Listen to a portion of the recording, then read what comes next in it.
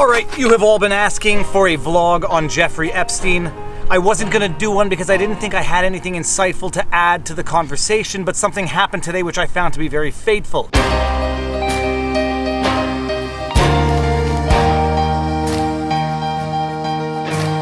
For those of you who don't know me, I am Viva Fry, a Montreal litigator turned YouTuber. It was almost 2.5 years ago to the day that I did a video called The Last Trial. It was what was supposed to be the last trial in my litigation career as a lawyer. For those of you who watched that video, you'd know that I got sick on what was supposed to be the trial day. It was the only time in my 10+ years as an attorney at that time that I ever missed a day because of sickness. There were other delays in the trial, but lo and behold, 2.5 years later, today, I got judgment in that trial, and when I was reading that discussion, something came to mind and I said, yes, I do in fact have something insightful to offer into this particular discussion. For those of you who don't know what's going on with Jeffrey Epstein, I'm pretty sure you are living in a bunker under a rock, and I think it is safe to assume that it is so obvious that everyone has at least a slight idea of the Jeffrey Epstein situation that I'm not going to go into a detailed summary. Suffice to say that Jeffrey Epstein he was a billionaire who made his money in finances or something. Nobody really understands how he made his money. He was arrested on sex trafficking charges and got some sort of sweet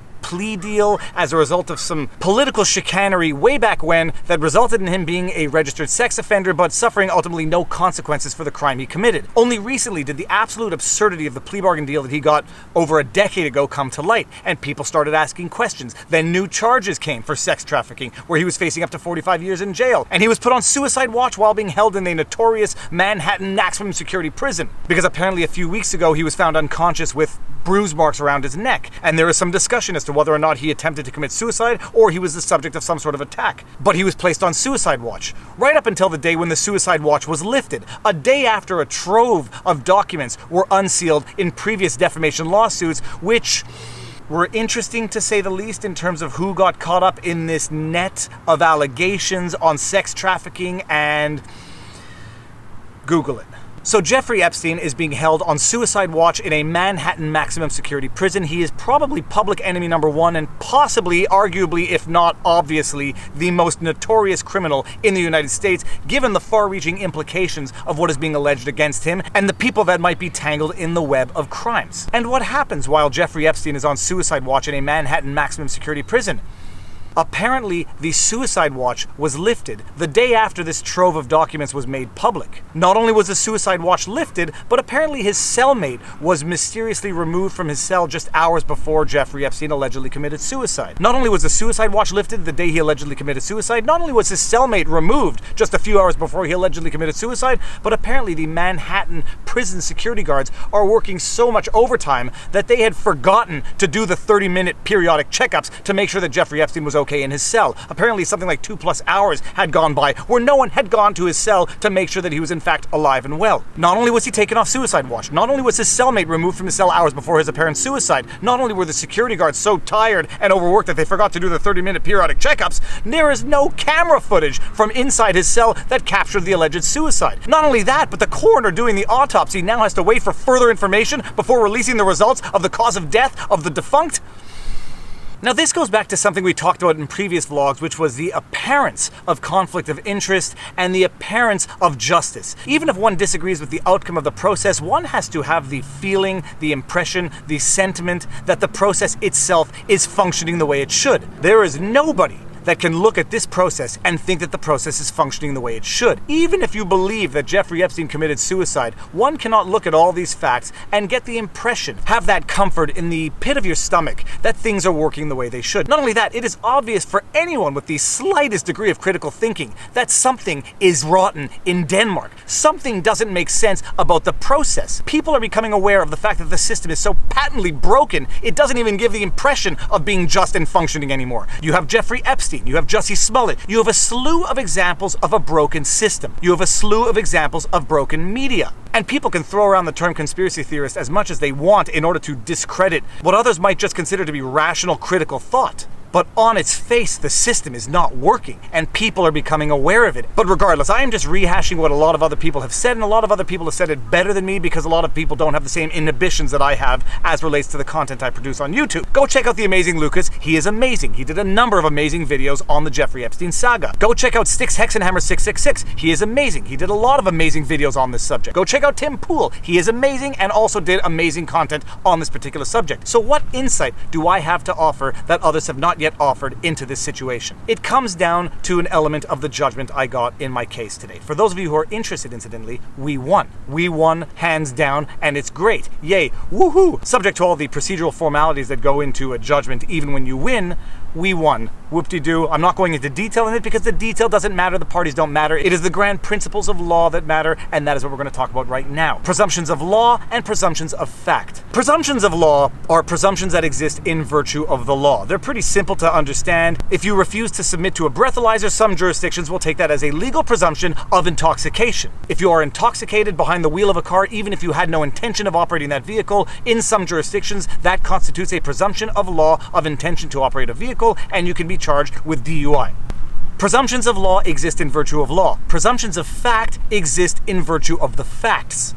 And sometimes the facts are so contemporaneous, they fit together so well, they are so logically interconnected that even if there are not empirical or observable conclusions, one can come to certain conclusions by virtue of the proximity of the facts. In my particular judgment, there was a question as to what the brown and yellow liquid could be that was running down from the balcony above my client's property. The lawyer was hypothesizing that we could not know exactly what that liquid was because it could have been rust, it could have been color running off the woods, it could have been liquid from decaying leaves. And I said, that's all very fine and well, Your Honor, but we see 3 inches of dog feces and urine on the balcony right above where the yellow and brown liquid is running onto my client's property.